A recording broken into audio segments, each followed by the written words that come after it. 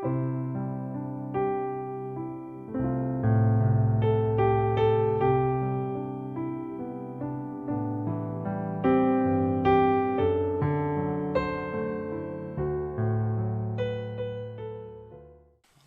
제가 결혼에 대해서 말씀을 나누려고 합니다. 여러분 관심이 있으십니까? 네, 눈이 좀 반짝반짝하는 우리 형제자매들도 있는 것 같고요. 아직 우리 청소년들은 관심이 없죠? 하준이 관심이 있습니까? 아직 없죠. 네, 관심을 가지기 위해서라도 이 말씀 집중하시면 좋겠습니다. 결혼에 대해서 말을 하라고 하면 이미 여러분은 아마 결혼에 대해서 가지고 있는 이런저런 얘기들, 상식들이 많이 있을 것 같습니다. 격언처럼 결혼은 안 하면 후회된다. 그렇지만 하면 더 후회된다. 이런 얘기도 공공연히 있습니다. 결혼에 대해서 농담처럼 주고받는 이런 이야기가 아니라 사실 통계가 그것을 말해주고 있는데요. 지난 1970년부터 작년까지 한국의 통계를 보면 70년대에는 매년 1000명당 10명 정도가 결혼을 했다면요. 그것이 지속적으로 계속 줄어서 2023년도에는 1000명당 4명 정도가 결혼하는 정도, 거의 3분의 1 정도가 줄었다고 보시면 되겠습니다. 초혼 연령이 남자는 34세, 여자는 32세 정도라고 합니다.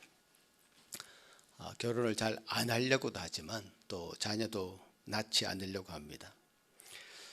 그래서 참 심각해지는 것을 우리뿐만 아니라 사회학자들이나 정치인들이나 많은 사람들이 그 심각성을 대한민국에 살고 있다면 느끼고 있습니다.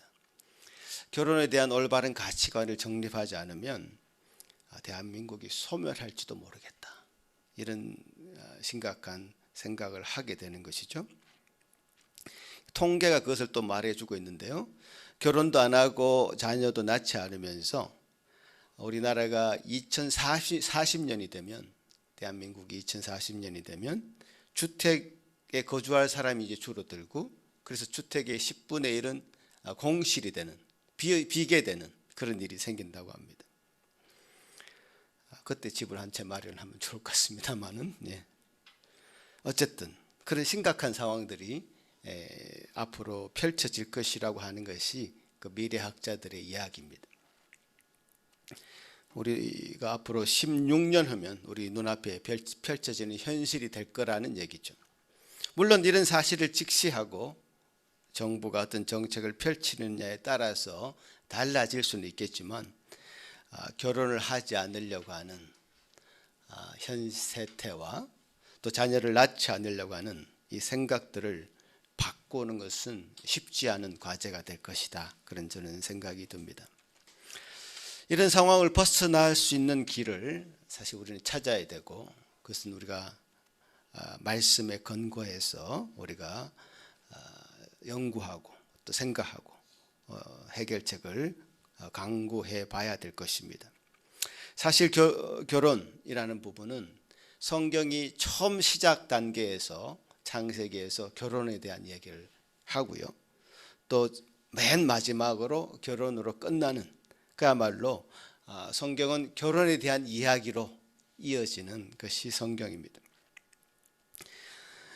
첫 번째 책인 창세기에서 아담의 그리고 하와의 결혼 이야기를 하면서 이 세상의 시작을 알리고 있고요. 또 성경의 마지막 책인 요한계시록에서 재림하신 예수, 어린 양 되신 예수와 성도들의 혼인 이야기로 이 세상의 끝을 알리고 있습니다. 한마디로 결혼으로 이 세상의 시작을 알리고 이 세상의 끝을 결혼으로 마무리하고 있습니다. 하나님 나라는 신랑 되신 예수 그리스도와 신부되는 성도의 그 혼인 잔치다라고 표현합니다. 천국은 바로 신랑과 신부의 혼인잔치와 같다라고 말씀하시고, 그 혼인잔치에 초대된 사람과 초대되지 못한 사람이 있다라고 이 천국을 설명하기도 합니다. 그러니 이 결혼은 사람들이 고안해내서 필요에 의해서 만들어낸 것이 아닙니다. 하나님이 계획하시고 설립하신 최초의 제도가 바로 이 결혼입니다. 하나님께서 이 땅을 창조하시고 인간을 통해서 이 땅을 다스려 가시도록 하기 위해서 결혼은 제도를 만드셨다는 것입니다. 보십시오. 하나님께서 오늘 본문 말씀 통해서 인간 중에 먼저 남자인 아담을 먼저 만드셨습니다. 아담을 먼저 만드셨습니다. 그 아담이 혼자 있는 것이 좋아 보이지 않았다. 그래서 돕는 배필로 하와를 만드셨습니다. 그래서 한 남자와 한 여자를 만드셨던 것입니다.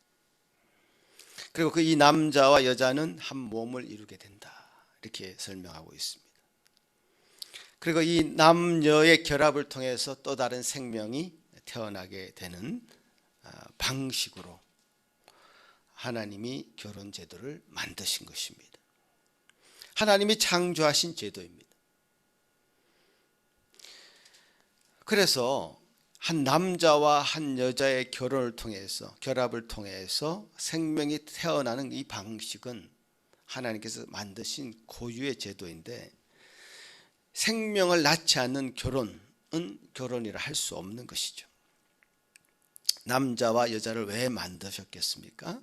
남자와 남자, 여자와 여자는 그런 결혼을 통해서는 생명이 태어나지 않기 때문에 그렇습니다. 그래서 하나님이 원래 만든 것을 왜곡해서는 안 됩니다.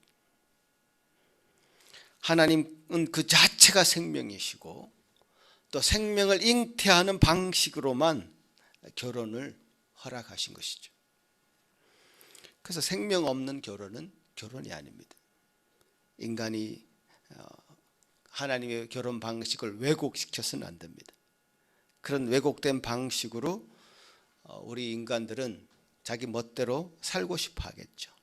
자기 멋대로 사용하고 싶겠죠, 성을. 그러나 그렇게 하는 것은 죄라는 것을 분명히 성경은 말씀하고 있습니다. 한 남자와 한 여자를 통해서 다음 세대를 이어가게 하십니다.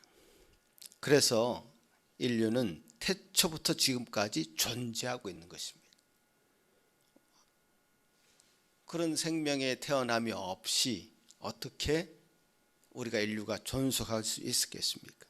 하나님이 그 창조 원리대로 지금 인류는 존속할 수 있는 것입니다. 또한 이 결혼은 한 남자와 한 여자가 사랑하기 때문에 결혼하는 것이 아닙니다. 이게 무슨 소리냐 하는 분들도 있을 것 같습니다만은 이 말씀 잘 들어야 됩니다. 결혼은 기본적으로 두 사람 간의 언약의 관계입니다. 병이 들거나 머리가 팥뿌리처럼 희게 변해서 사랑할 수 있는 외모가 아니더라도 끝까지 영원토록 서로를 사랑하겠노라고 한 이 서약에 근거해서 결혼 생활이 유지되는 것입니다. 사랑보다 우선하는 것이 있다는 것이죠. 사랑보다 서로 간의 믿음이 우선되고 그 믿음에 근거한 서약이 우선되는 것입니다. 숯불처럼 은은하지만 꺼지지 않는 서로를 향하는 마음과 신뢰를 근거로 결혼 생활이 유지되는 것입니다. 그래서 우리는 사랑이라고 하는 달콤한 단어에 속아서는 안 됩니다. 그런 감정은 원래 오래 가지도 않고 식어지기 마련입니다. 사랑이 변하냐라고 물어본다면 그렇다고 말할 수밖에 없을 것입니다. 그것이 원래 인간이기 때문에 그렇습니다. 원래 인간의 한계이기 때문에 그렇습니다. 아담과 하와가 타락하고요, 바로 그 정세가, 그 정상이 드러났습니다. 서로를 향한 믿음과 신뢰가 깨어지니까 서로를 향해서 죄를 뒤집어 씌우는 그런 일들을 서로에게 합니다. 이렇게 인간은 변하지만 하나님의 사랑은 변하지 않습니다. 영원합니다.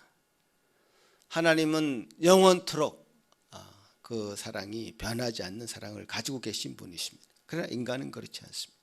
인간은 영원하지 않습니다. 변합니다. 그러니까 자기도 자신을 믿지 못합니다. 믿었어도 안 됩니다. 내가 양심을 걸고 맹세한다 이런 말들을 쉽게 해서는 안 됩니다. 그런 말을 하는 사람일수록 더 의심해야 됩니다. 나는 실수가 많고 너무 쉽게 변할 수밖에 없는 연약한 인간입니다. 연약한 사람입니다. 이렇게 말하는 그 사람이 더 신뢰가 갑니다. 인간 스스로를 신뢰하지 못하기 때문에 자기를 신뢰하는 것은 의미가 없습니다. 인간은 하나님께 마음의 닻을 내릴 때에만 안정을 찾을 수 있고 평안을 누릴 수 있습니다. 사랑이라는 영역도 마찬가지입니다. 하나님에 대한 믿음의 닻이 내려진 사람에게 사랑이라는 것이 선물로 주어지는 것입니다. 그것은 은혜이죠. 하나님의 사랑을 믿음으로 체험하게 되는 것입니다. 하나님의 사랑이 우리 전인격적으로 우리에게 들어오게 되는 것입니다. 하나님을 의지해서 그분을 신뢰함으로 우리는 겨우 하나님의 사랑을 첫 걸음을 내디딜 수 있을 따름입니다. 그분을 의지해서 우리는 나의 배우자를 사랑할 수 있을 따름인 것이죠. 그래서 이 결혼식이 사랑의 언약식이 되어야 됩니다. 난 할 수 없지만 하나님을 의지해서 이 배우자를 끝까지 사랑하겠노라고 서약하는 그 고백, 그것이 결혼 생활을 끝까지 이어가게 만듭니다. 이 서약은 진리에 우리의 마음을 던지는 행위입니다. 우리가 예배 시간에 신앙 고백을 하죠. 여러분 그 마음을 던져서 그 신앙 고백을 하고 계시는지 모르겠습니다. 그러나 이게 너무너무 중요한 순간들인데요. 마음을 던져서 우리가 신앙 고백을 하고 있는 이 행위가 너무너무 중요한데, 왜냐? 이것이 결국 우리의 마음을 붙잡아 줄 수 있기 때문에 그래요. 우리 감정이라는 것은요, 너무 갈대처럼 쉽게 흔들릴 수밖에 없습니다. 인간은 그렇습니다, 원래. 그래서 우리가 고백하는 신앙, 이 고백적인 신앙이 결국 우리를 다시금 신앙의 길로 오게 만드는 그 중요한 일이 됩니다. 그래서 신앙 고백이 굉장히 중요합니다. 근성으로 하지 마시기 바랍니다. 기억하시고 암송하시고 진심으로 마음을 담아서, 마음을 던져서, 진리의 마음을 던져서 고백하시기 바랍니다. 결국 우리는 그 고백으로 진리로 다시 돌아오도록 만드는 것은 그 하나님의 말씀입니다. 이처럼 결혼 서약도 마찬가지입니다. 결혼이 뭔가 잘못되어 가고 있다는 것을 느낄 때, 이게 아닌가? 내 감정이 왜 이렇게 식어졌지? 왜 서로 이렇게 관심이 사라지지? 하는 순간 결혼식 때 했던 그 언약식을 기억하시기 바랍니다. 서약을 기억하시기 바랍니다. 고백을 기억하시기 바랍니다. 그것은 진리였고 지금도 여전히 진리인데, 그것이 내 마음의 감정을 움직이지 않는다고 해서 그것이 진리가 아닌 것이 아니죠. 그 진리로 다시 돌아가야 됩니다. 감정에 매이지 않고 그 결혼 서약으로 다시 돌아가야 됩니다. 그 결혼 서약에 매여야 됩니다. 말씀에 매이듯이 그 결혼 서약에 매여야 됩니다. 그럴 때 그 결혼은 그래도 유지가 되는 것이죠. 여러분 신앙생활 할 때도 감정에 매여서 신앙생활을 하는 사람들이 있습니다. 기분이 좋을 때 날아갈 듯이 신앙생활 하는 그런 사람, 그러나 자기 기분이 안 좋다고 자기 마음대로 예배생활과 가정생활에 소홀히 하는 그런 사람들이 종종 주변에 있습니다. 그것은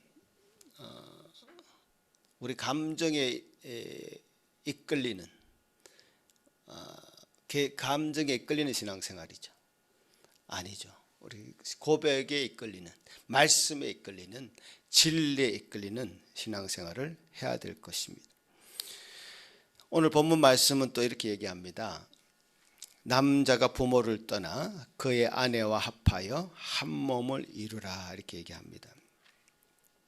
자, 결혼을 하는 순간요, 그 모든 우선순위에서 부부보다 우선하는 것은 없어야 됩니다. 부모를 떠나라고 하는 것은 그 부모를 공경하지 말아라, 부모 완전 헤어져서 살아라, 이 말이 아니고요.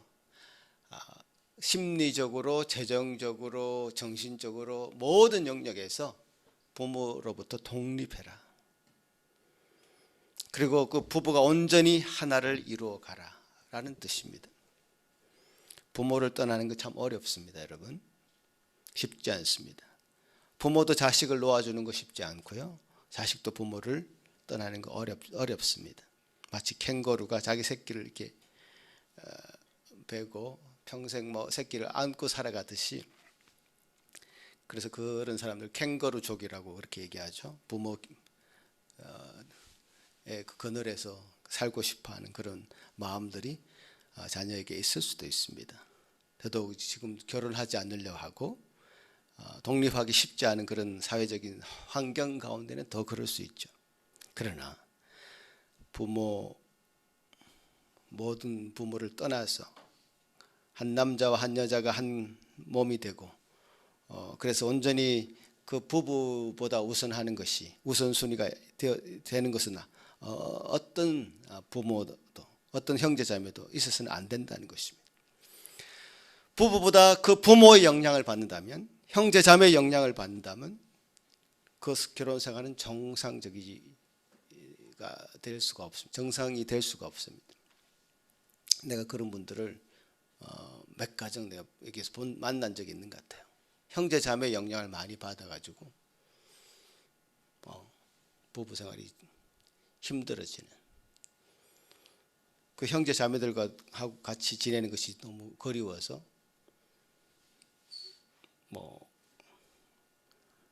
힘들어하는 그런 가정들 내가 많이 봤습니다. 부부가 가장 우선순위가 되어야 되고, 부부의 결정이 그 누구의 결정보다 귀하게 여겨져야 됩니다. 부부가 마음을 맞추어 결정하면 그것이 최상의 결정입니다. 물론 부모, 형제와 상의는 미리 할 수는 있겠지만 결정하는 데 있어서 부부의 마음이 가장 중요한 것이고, 정신적으로, 재정적으로 완전히 부모로부터 독립해야 됩니다. 아내에게 혹은 남편에게 털어놓지 못하는 고민을 친구에게 털어놓아서는 안 됩니다.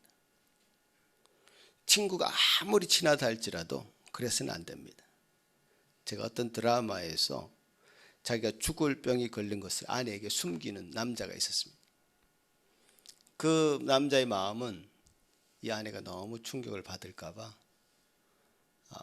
이 연약한 아내를 돌보느라고 그랬다고는 하지만 그 마음을 자기 친구에게 털어놓는 겁니다. 이거 안 된단 말이에요.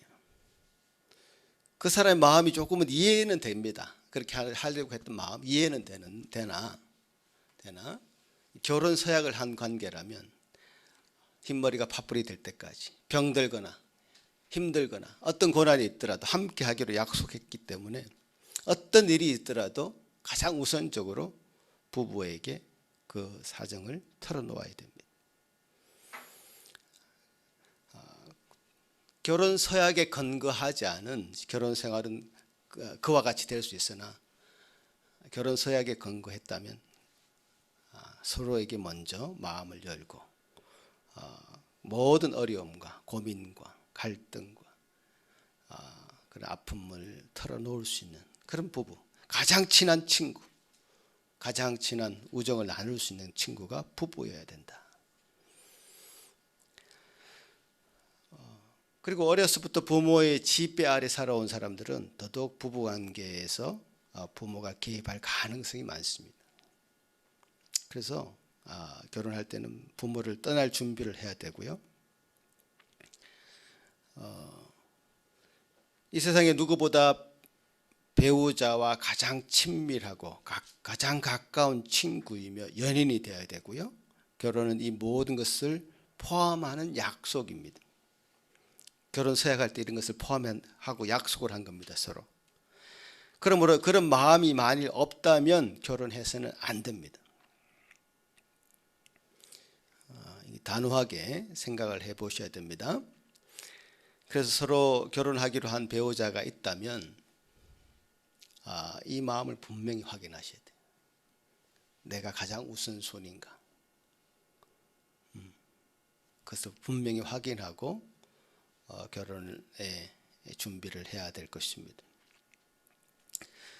그리고 결혼에 있어서 우리 두 사람만 결혼하는 것 같지만 사실 이 오늘 본문에 나온 이 아담과 하와의 이 결혼식에는 하나님이 계셨죠.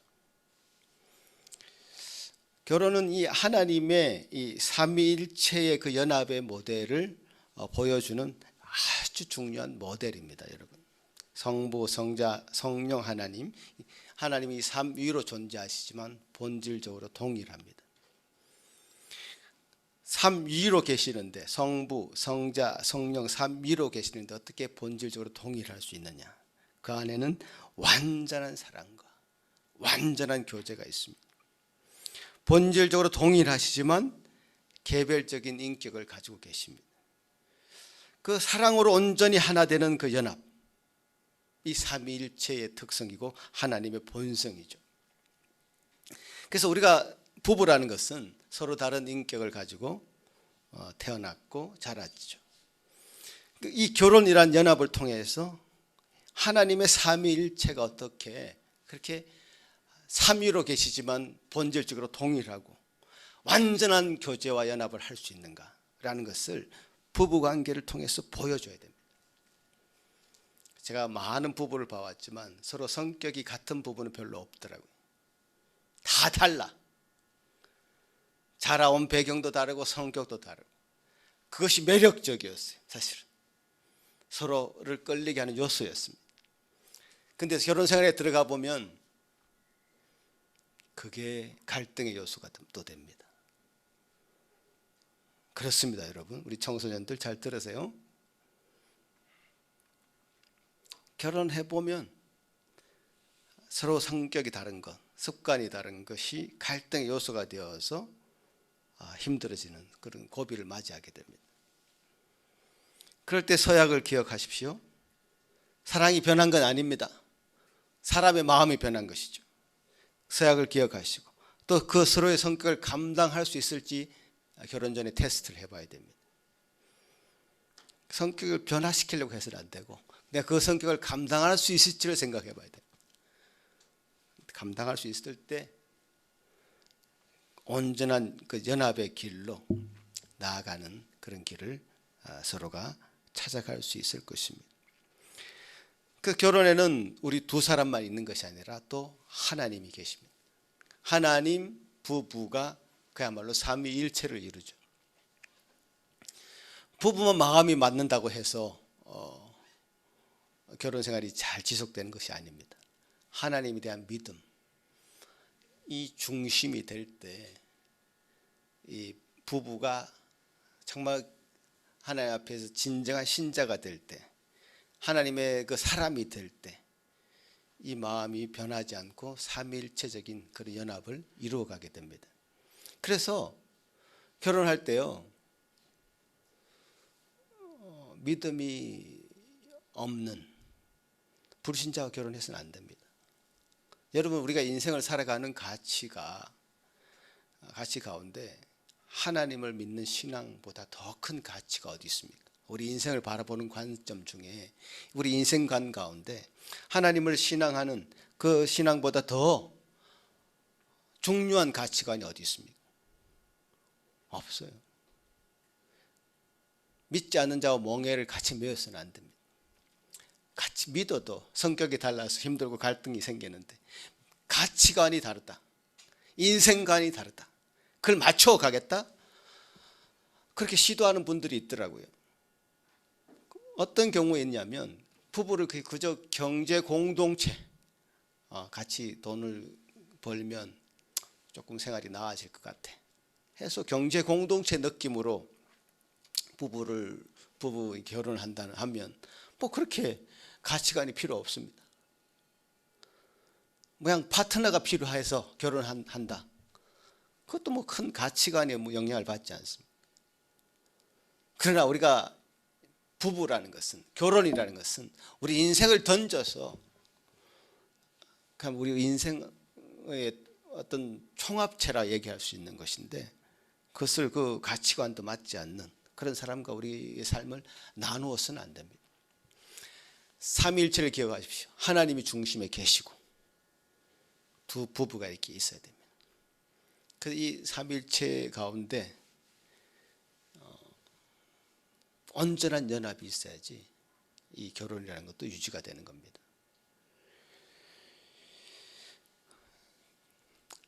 그리고 이제 결혼 제도의 마지막, 그러니까 끝 부분은 이제 예수 그리스도, 어린 양 대신 예수 그리스도와 성도의 교회의 혼인이라는 것으로 이제 마무리를 하고 있는데, 사실 처음과 끝이 결혼이라고 이렇게 말씀드렸습니다.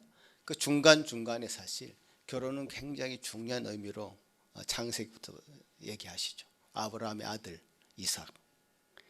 그 성경의 많은 분량을 그 이삭의 결혼을 두고 기술하고 있고요. 또 이삭의 아들 야곱의 결혼 이야기가 또 성경의 많은 부분을 차지합니다. 그러니까 그 대를 이어서 아브라함과 이삭과 야곱의 대를 이어서 결혼 관계를 통해서 맺어진 그 언약의 관계가 얼마나 중요한지, 그 대가 이렇게 믿음의 후손들로 이어져서 결국 하나님과 우리와의 관계가 신랑과 신부의 관계, 하나님께서 당신의 아들을 내어주실 만큼 우리를 정말 사랑하시고 또 우리도 그 하나님의 말씀에 순종하는 이 하나님과 우리의 관계가 신랑의 신부의 관계로 설명하는 것처럼 결혼도 그렇게 그 신랑과 신부 대신 하나님과 성도의 관계를 결혼 생활이 가지고 있는 그 원형입니다. 원형.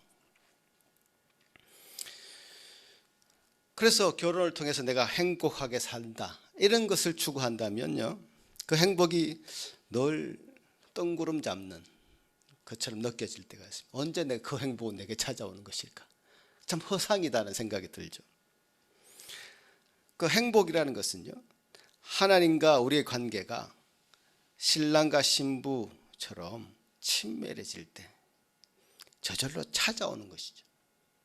따라오는 것입니다. 그리스도와 우리의 관계가 진정한 결혼의 원형이라면요, 우리가 그리스도를 믿고 신뢰하는 것에 우리 삶에 있어서 가장 중심을 두고 그것을 추구해 나가야 됩니다. 여러분 어떤 사람과 결혼해도 되는데요, 국적이 달라도 됩니다. 인종이 달라도 상관없죠. 성격이 달라도 됩니다. 학력의 차이가 나도 됩니다. 집안의 차이가 나도 상관없습니다. 말이 서로 달라도 상관없습니다. 그러나 이런 그리스도와 성도의 관계가 그 결혼의 원형이라면요, 다시 한번 제가 강조해서 말씀드리자면 믿는 자와 삶의 가치를 함께 나눌 수 있는 자와 신앙생활을 함께 하는 자와 결혼해야 됩니다. 그렇게 하다면 그렇게 하면 주님께서 주신 은혜가 또 행복이 그 안에서 계속적으로 샘처럼 솟아나오는 그런 결혼 생활이 될 줄로 믿는 것입니다. 인생이 그렇듯이요, 결혼은 단거리 경주가 아닙니다. 긴 마라톤을 하는 과정에서 우리 넘어야 될 고비들을 많이 넘어가면서 서로 손을 잡고 그 길을 함께 갑니다. 서로 마주보는 관계가 부부 관계가 아니라 가야 될 길을 함께 보는, 함께 바라보는 그런 관계가 부부 관계가 되어야 됩니다. 그래서 주님께서 가라고 하신 곳에 함께 손을 잡고 갈 수 있는 그런 관계로 나아가야 될 것입니다. 예, 오늘 말씀을 좀 정리하자면요. 오늘 좀 전체적인 포괄적인 이야기를 지금 하고 있습니다. 말씀을 정리하자면 여러분 중에 결혼하지 않겠다 마음 먹고 계신 분 혹시 있습니까? 나는 결혼하기 싫어. 할 거죠? 하겠다고 다짐을 해야 됩니다. 그래야 겨우 할 수 있습니다. 예. 결혼에 대해서 너무 이제 환상을 가지는 분들이 많이 있는데, 결혼을 통해서 내가 어떤 신분의 변화를 꿈꾸거나 어떤 이득을 챙기려고 하거나 내 삶이 많이 바뀔 것이라고 기대해서는 안 됩니다. 성도라면 결혼은 마땅히 해야 되는 것입니다. 그 결혼은 상대 배우자를 통해서 내가 하나님 앞에 자라가는 방식입니다. 내가 성화되는 가장 중요한 방식은 배우자를 통해서, 가장 친밀한 관계에 배우자를 통해서 하나님 나를 거룩하게 만드십니다. 하나님 나에게 관심이 있어요. 그런데 내 배우자를 그래서 주셨습니다. 여러분, 소크라테스가 어떤 말을 했냐면요, 남자는 좋은 아내를 얻으면 행복한 사람이 되고 악한 아내를 얻으면 철학자가 된다 그랬습니다. 실제로 소크라테스 아내인 크산티페는 유명한 악처였습니다. 예. 그래서 이 크산티페 덕분에 소크라테스가 철학자가 된 거죠. 그래서 자기에게 딱 맞는 배우자를 준 겁니다. 저는 하나님이 여러분에게도 딱 맞는 사람, 여러분에게 딱 맞는 사람을 배필로 이미 주셨고요, 또 주실 것이라고 믿습니다. 아멘. 예, 이 소리 아멘 했어.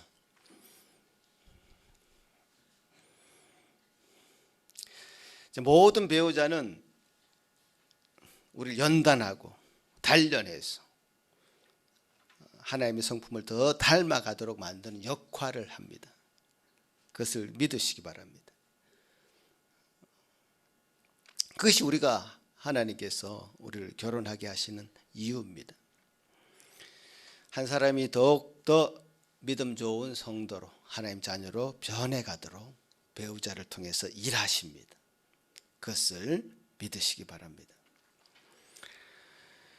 또 그런 마음으로 결혼하신 배우자들은 그 배우자를 귀히 여기시기 바랍니다. 또 결혼하지 않은 분들은 그런 마음으로 결혼을 준비하시기 바랍니다.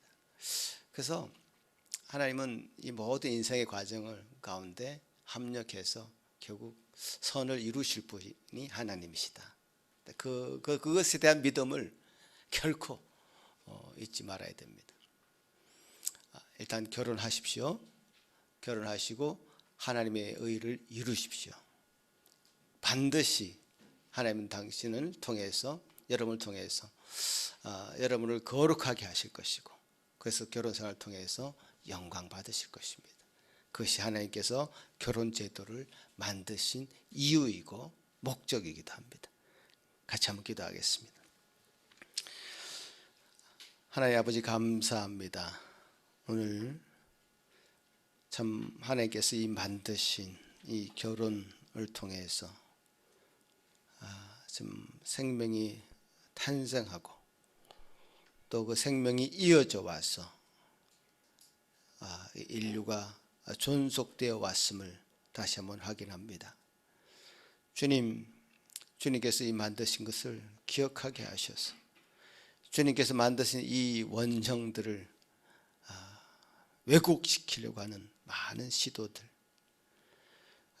이 주님께서 만드신 이것을 자기 마음대로 바꾸려고 하는 그런 시도들, 주님 있는 줄 압니다.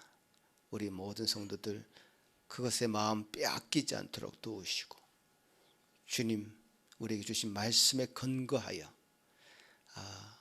참 결혼에 대한 올바른 가치관을 갖게 하시고 또 이 말씀에 근거해서 우리가 결혼하기로 다짐하게 하시고 또 이 결혼한 우리 모든 가정들 위해 참으로 하나님께서 결혼하게 하신 이 목적들을 이루어가는, 그래서 하나님께 영광 돌리는 이 모든 가정들 되게 하여 주시옵소서. 주여 감사합니다. 우리에게 주신 이 말씀 붙잡고 오늘도 살아갑니다. 감사하고 예수님 이름으로 기도하옵나이다. 아멘.